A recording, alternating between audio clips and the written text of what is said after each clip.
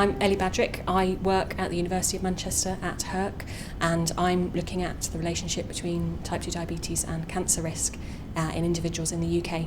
Well, a lot of work has been done recently into investigating cancer risk in patients that have diabetes, and we're interested in trying to figure out if we can identify people who are more likely to have certain types of cancer, and if we can do that, we can try and get them into higher intensity screening programs, kind of modified via their kind of general practices, and how that kind of functions in the UK.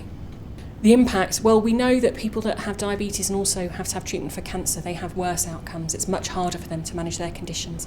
So if we can identify people earlier in that kind of disease pathway, hopefully their kind of disease outcomes would be better.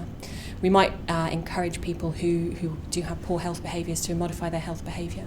It's very tricky because people are actually quite worried when they hear the word cancer. They're not, they either don't want to hear about it or they become very, very scared. But people, Cancer Research UK say 1 in 3 of us will have a cancer at some point in our lives.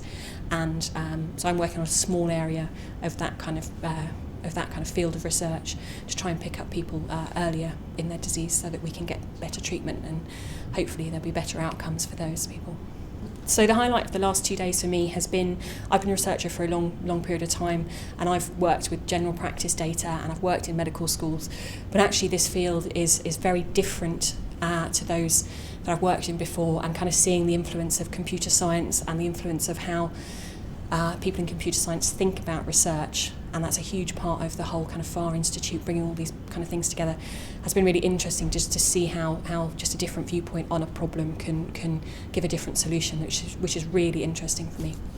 After my PhD, once I've had a bit of a break, I think I definitely want to stay in research, and there's huge avenues of interest in these risk prediction models and how they can be implemented using kind of software developers to get kind of funky kind of risk prediction models going.